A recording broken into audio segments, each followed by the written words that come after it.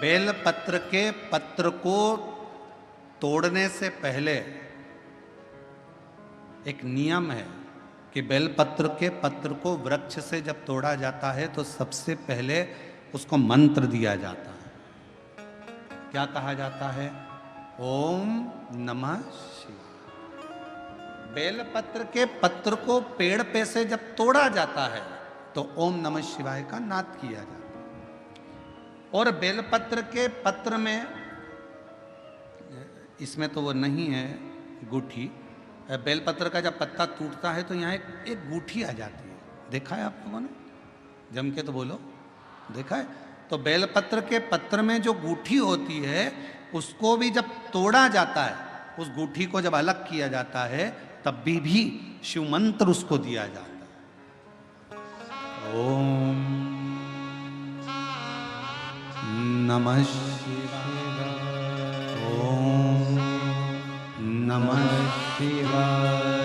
ओम नमः शिवाय। वृक्ष पे से पत्ते को तोड़ा तो मंत्र दिया, गूठी को तोड़ा तो मंत्र दिया, और बेलपत्र के पत्ते को जब तोड़ा जाता है, मंत्र पत्ते को तोड़ने से पहले मंत्र प्रदान किया जाता है, और जब तोड़ा जाता है तो कहा जाता है, हे माँ पार्वती, हे माँ गोरा, चलो तुम्हें शिवजी ने बुलाया है मेरे कल्याण के लिए। माँ, आपको शंकर जी ने याद किया है, मेरे ऊपर बहुत दुख है माँ, कल्याण करिए, चलिए मेरे दुख को समाप्त करो, निमंत्रण दो।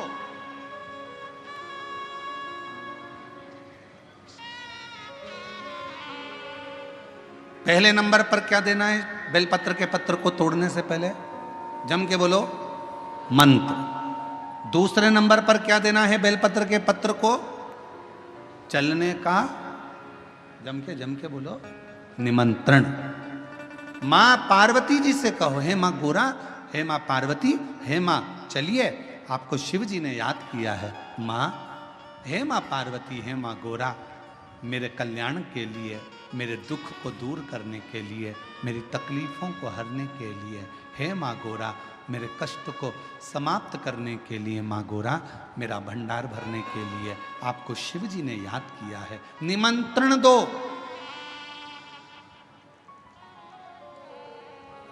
लेकर आए, फिर गूठी तोड़ी, फिर मंत्र दिया, ओम नमः शिवाय, नमः शिवाय, नमः शिवाय। अब गुरुजी ने पूछा कि तुमने मंत्र दिया? नहीं। तुमने निमंत्रण दिया? नहीं। तो फिर तुम्हें क्या हक है कि बेलपत्र का पत्र तोड़ो?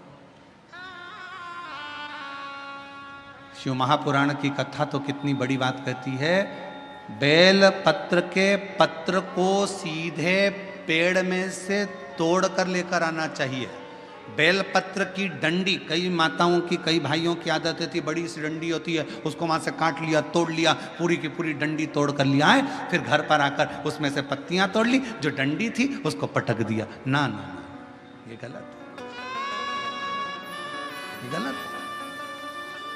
वृक्ष से पत्तों को निमंत्रण देकर फिर तोड़ा जाता है, और फिर लेकर आकर दूठी तोड़ते समय भी शिव मंत्र को दिया जाता।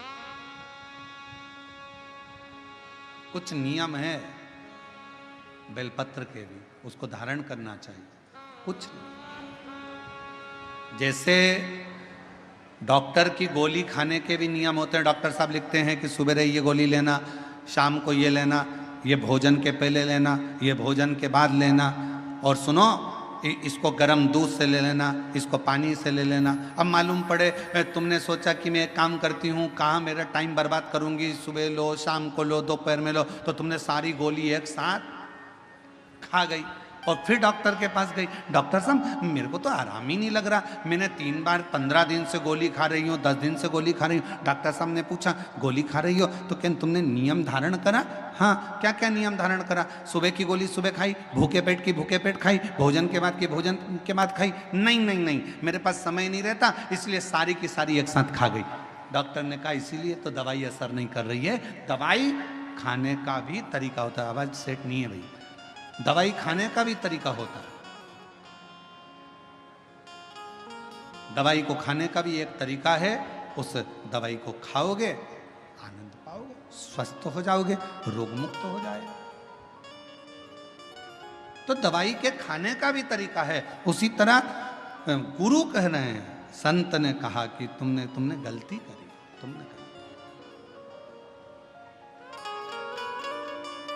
पहले मंत्र दो, फिर से बोलो, पहले मंत्र, फिर निमंत्रण, फिर दूठी तोड़ते समय, फिर मंत्र, फिर ओम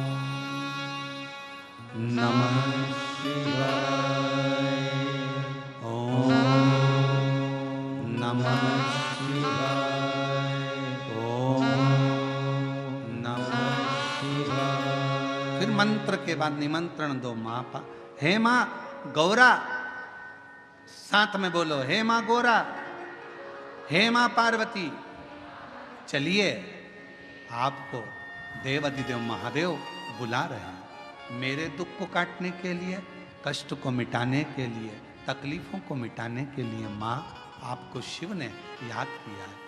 पत्र लेकर फिर शिव के पास चले।